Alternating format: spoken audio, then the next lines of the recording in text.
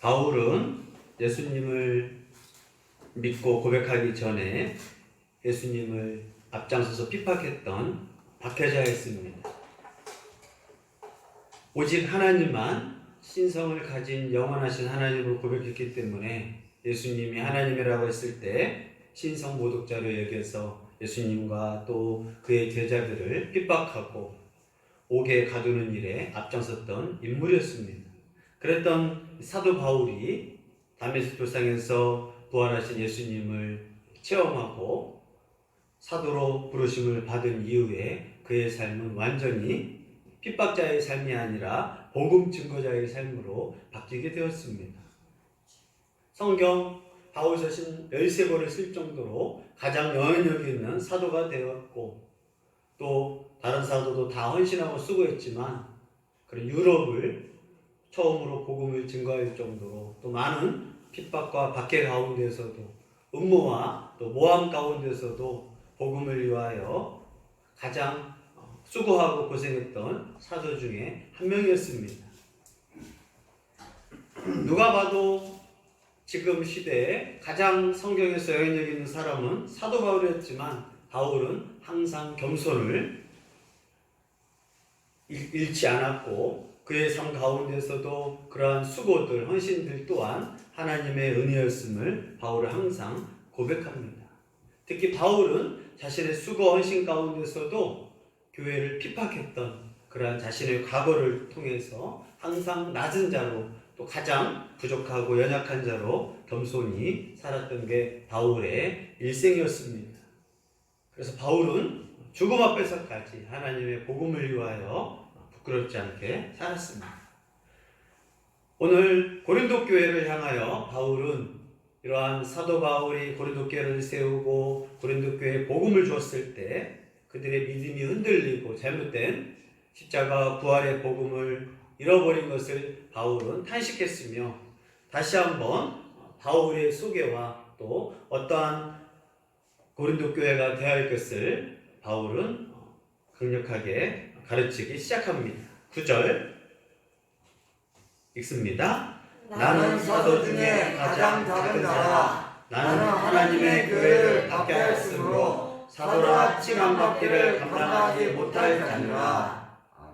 바울은 자신을 말할 때 많은 사도, 대략 20-30명의 사도 중에서 내가 가장 작은 자라 라고 고백하게 됩니다. 개척을 제일 많이 했고 교회를 가장 많이 세우고 또 많은 기적을 일으켰던 사도 바울이었지만 바울은 교회 앞에서 가장 작은 사도다. 예수님의 12사도 외에도 그러한 바나바 또 유니게 또 많은 예수님의 사도들이 있었지만 그 중에서 내가 가장 작은 자입니다. 바울은 항상 겸손함을 잃지 않았습니다. 특별히 바울이 이렇게 작은 자라고 한 것은 그는 예수님을 믿기 전에 하나님의 교회를 핍박했던 사람이었기 때문에 그는 나는 아예 사도라고 부름받는 것조차 감당할 수 없다라고 말하고 있습니다. 어떻게 교회를 핍박했던 자가 감히 사도가 될 수 있느냐? 또 바울의 대적자들, 바울의 과거를 알았던 사람은 바울을 향하여 그렇게 비난했기 때문에 바울 또한 내가 사도라고 하나님이 나를 부름받은 것조차 나는 감당할 수 없다. 그래서 바울 스스로도 나는 사도감이 될 수 없어. 교회를 핍박했던 자가 어떻게 사도가 될 수 있나? 스데반을 죽이는데 앞장섰던 내가 사도가 될 수 있나? 그래서 바울은 자신의 겸손도 나는 정말 사도가 될 수 없는 사람이다. 그런데 어떻게 내가 사도가 되었는가? 바로 하나님의 은혜밖에는 이것을 표현할 수 없다라고 바울은 가르쳐주고 있는 것입니다. 아멘. 처음에 많은 교회에서 사도 바울을 가까이 하기가 힘들었습니다. 왜냐하면 바울은 정말 열성적인 그런 바리새인이었고 앞장서서 하물며 3일 거리 말을 타고 3일 거리 다메섹까지 와서 예수 그리스도를 증거하는 자들을 감옥에 놓고 싶어서 그렇게 앞장섰던 자가 갑자기 예수 그리스도를 증거하고 가르치는 거에 대해서 많은 사람은 인정할 수 없었습니다. 또 바울은 살아생전 예수님을 믿은 적도 없었고 오히려 예수님의 제자들 또 교회들을 핍박했기 때문에 특별히 바울은 내가 하나님의 교회를 핍박했다 할 정도로 바울은 정말 흠이 많고 또 죄인 중에 괴수라고 고백했던 게 바울이라고 가르쳐주고 있습니다. 이랬던 바울을 이렇게 복음 증거자로 하나님의 교회를 위하여 자신의 생명을 아까워하지 않는 바울이 된 것은 바로 하나님의 은혜였음을 다시 한번 고백하게 합니다. 10절 같이 읽습니다. 그러나 내가 나된 것은 하나님의 은혜로 된 것이니 내게 주신 그의 은혜가 헛되지 아니하여 내가 모든 사도보다 더 많이 수고하였으나 내가 한 것이 아니요 오직 나와 함께 하신 하나님의 은혜로라. 아멘. 바울은 내가 어떻게 내가 되었는가? 핍박했던 내가 어떻게 복음 증거자가 되었는가? 예수를 저주했던 내가 어떻게 예수의 보내심을 받은 사도가 되었는가? 교회를 핍박했던 내가 어떻게 교회를 세우는 자가 되었는가?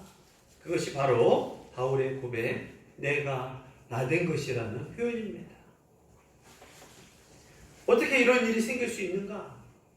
처음부터 베드로, 또 야고보, 또 빌리, 나다나엘 많은 예수님의 제자들은 예수님께서 주권적으로 부르셔서 3년 동안 동고동락하고 또 예수님의 기적들, 가르침들, 하나님 나라의 사역을 들어서 하나님의 제자가 되었지만 바울은 결코 예수 그리스도를 믿지도 않았고 따르지도 않았고 예수님의 그런 공생에 알지 못했지만 이러한 바울이 어떻게 핍박자가 복음 증거자가 될 수 있었나?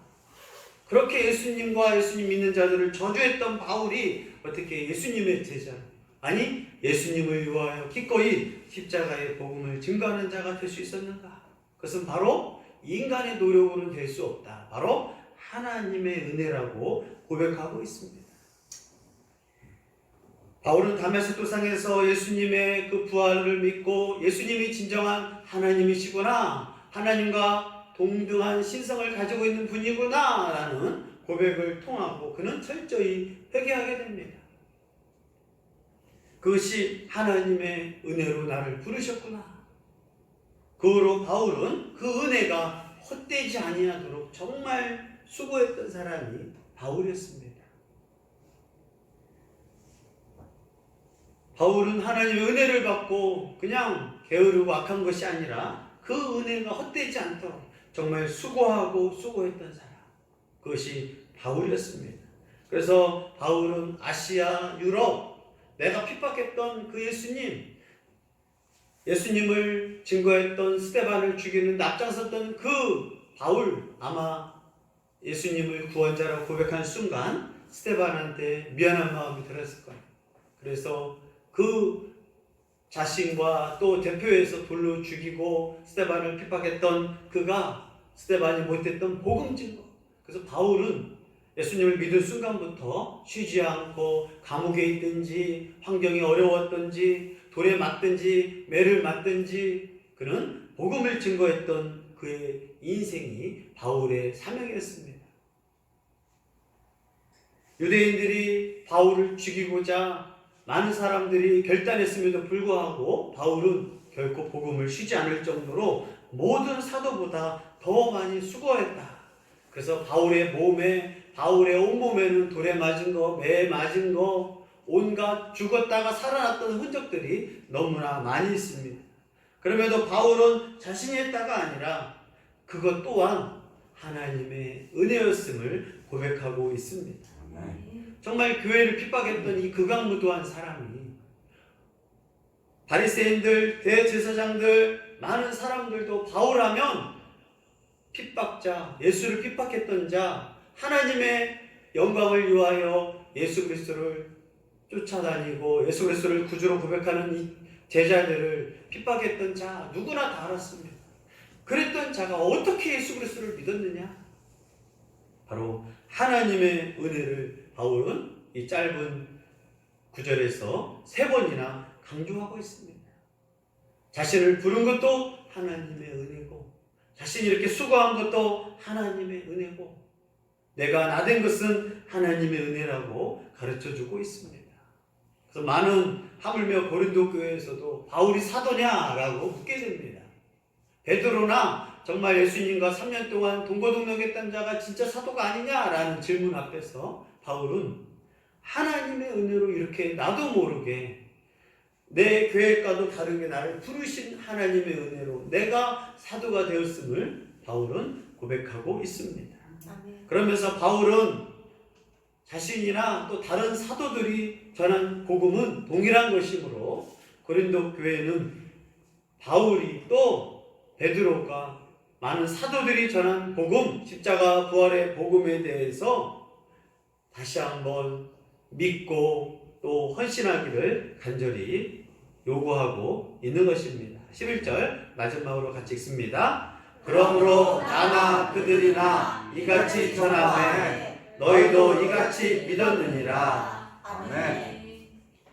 고린도 교회 복음을 처음으로 증거해서 교회를 세운 게 바울입니다. 후에 베드로의 영역 있는 사람들, 또 예수님의 제자들의 영역 있는 사람들이 고린도 교회에 와서 복음을 가르쳐주고 설명을 해줬는데, 바울이나 그 사도들이나 다 복음의 내용은 똑같다라고 가르쳐주고 있습니다. 바울이 가르쳐준 복음이 다른 것이 아니고 베드로나 예수님의 제자들이 가르친 복음이 다르지 않다고 설명하고 있습니다. 복음 중에서의 핵심, 바로 예수님이 십자가에 죽으셨다, 예수님이 무덤에 장사 지내셨다, 그리고 예수님이 부활하셨다. 이 바울 시대에는 이러한 복음에 대해서 십자가에 죽으시고 무덤에 묻히시고 그리고 부활하신 것이 예수님의 12제자들이나 또 사도들이나 또 바울의 복음이 똑같다라고 가르쳐주고 있습니다. 바울은 이같이 두 번 말하면서 강조하면서 복음이 다른 것은 아니다. 그런데 고린도 교회들이 이것을 처음에는 믿었다라고 가르쳐주고 있습니다. 처음에 바울이 가르쳐준 복음을 그들은 의심하지 않고 믿었습니다. 베드로가 영향력을 통해서 왔을 때도 바로 이 복음을 믿었습니다. 그러나 시간이 지나고 고린도 교회는 예수님이 정말 부활했는가, 육으로 부활을 했는가, 영으로만 부활했는가 라는 의심이 교회 안에서 생기게 되었습니다. 그래서 그들은 지금 열광주의에 빠져서 그런 방언이라든가 예언이라든가 기적 같은 거에 열광에 빠져서 가장 핵심적인 복음을 잃어버리고 있는 게 고린도 교회의 문제였습니다. 이에 바울이나 제자나 누구나 예수님의 제자들, 예수님의 증거자가 전한 복음의 내용은 똑같다. 여기에서 하나라도 빼면 그는 바로 잘못되었다라고 가르쳐주고 있습니다.